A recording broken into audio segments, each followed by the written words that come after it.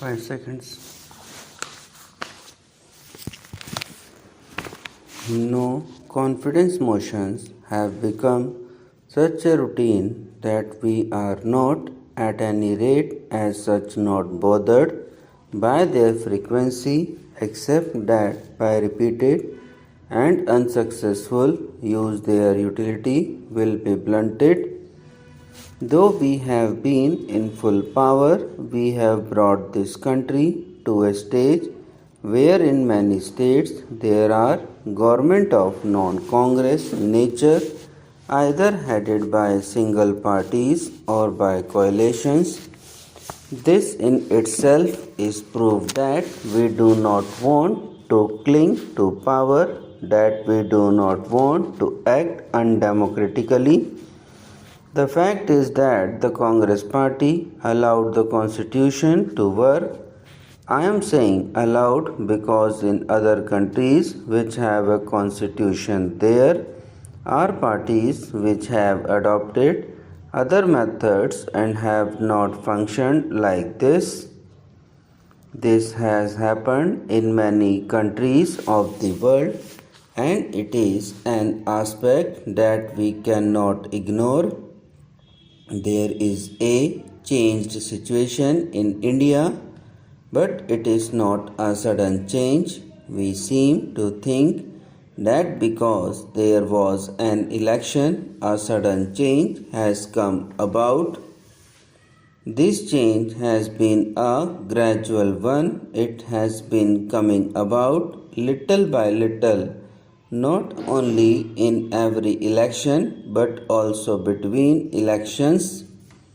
We have been watching the change coming over the people and we have been consistently saying that these are the growing pains of democracy, that these are the roots which democracy is striking in our country.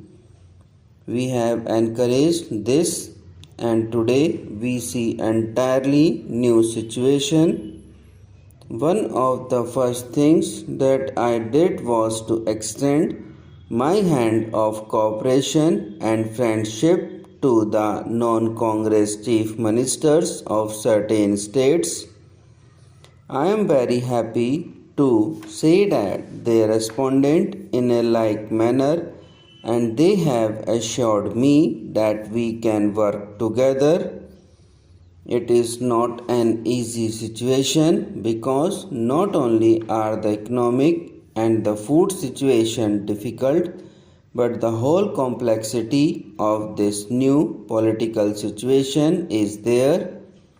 But we will not fail for want of trying. That is the utmost we can say on this issue.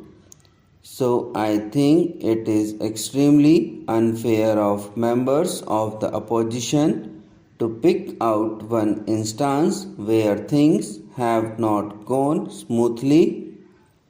Everywhere else where there are non-Congress governments, the transition has been a very smooth and even speedy one. I wish it had been so in Rajasthan and in other states also. This is something which we can do only with the full cooperation of the states. It is something which we must sit down and discuss and formulate a plan which can be carried out and implemented in all parts of the country. Some have said we have rather starved that import food. I am afraid I cannot agree with this and I feel that it is an irresponsible statement to make in the present conditions. When I talked of cooperation with honorable members outside, it was not on small matters of procedure and things like that, although they are important and if we can work together, it is a good thing. But far more important is to get cooperation in matters of national importance and of life and death for our people. Certainly, food comes in that category. Food and drought relief are the foremost problems for us. Last year we faced the same kind of problem, and it was only through a Herculean effort that we are able to avert a great human tragedy. This year is even more difficult because reserves are depleted and there is considerable uncertainty about supplies. The minister has already outlined the program of short-term crops, and we must all see that this program is made a success. There is also the need to accelerate intensive cultivation programs all over the country. Many steps are being taken to deal with the immediate problem in Bihar and eastern UP. Some people here mentioned in Rajasthan.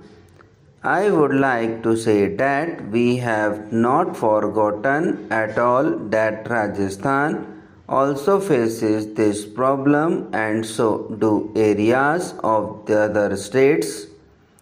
There was the Joint Emergency Committee for Bihar set up under the Food Minister with the Bihar Chief Minister and his colleagues.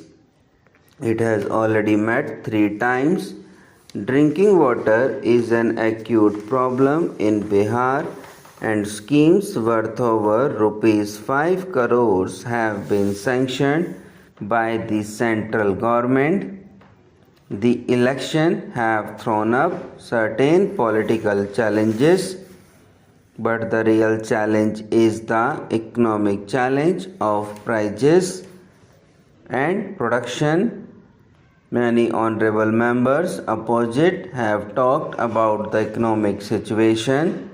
This is natural because it is a serious thing, but as usual, the diagnosis as well as the treatment has differed from person to person. This is what I mean when I say that we should get together on certain things. Let us have some kind of a minimum program on which we can agree at least on 1 or 2 national issues.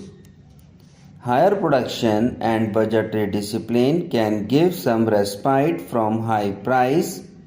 Streamlining the administration and procedures is the first need.